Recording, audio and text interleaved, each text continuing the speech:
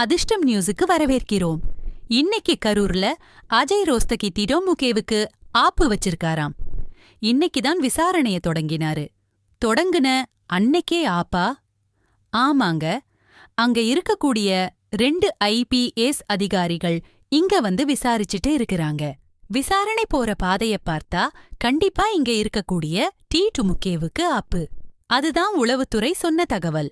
சரிங்க, விஞ்ஞான ரீதியா பண்ணியும் எப்படி மாட்டுவாங்க? இவங்க என்ன நினைச்சாங்க? நம்மளே விசாரணை போட்டு அஸ்ரக் அலி தலைமையில ஒரு நபர் ஆணையம் நம்மளே போட்டு CPI விசாரணை போவாதுன்னு நினைச்சாங்க. ஆனா இவங்களுடைய கெட்ட நேரம் CBI விசாரணை அஜய் ரோஸ்தகி தலைமையிலான குழு இது எதிர்பார்க்கல. என்னென்னவோ பண்ணி பார்த்தும் முடியல. இப்ப ஏன் நீங்க கரூர் மாவட்ட செயலாளரை அரெஸ்ட் பண்ணீங்க? பசி அனாண்ட், ஏட்ஹாவ், ARjuna நிர்மல் இவங்க எல்லாம் ஏன் வந்து அரெஸ்ட் பண்ணணும்னு துடிச்சிங்க?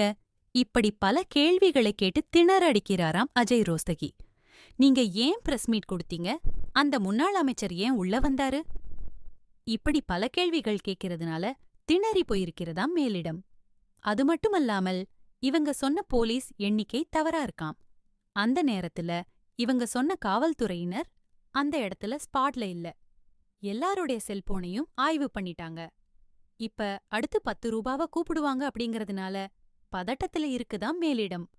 இதச் சரி பண்ண முகுல் ரோத்ஹகி, கபில் சிபில் இவங்க கிட்ட ஆலோசனை கேட்கப் போறாங்களாம். அநேகமாக நாளைக்கு வில்சன் அவர்கள் டெல்லி போய் அங்க சில பேரை பார்க்க போறாராம். எது எப்படி இருந்தாலும் இந்த கரூர் விஷயத்தை இன்னைக்கு இருக்கக்கூடிய நிலையில BJP விடாம பிடிச்சிருச்சு.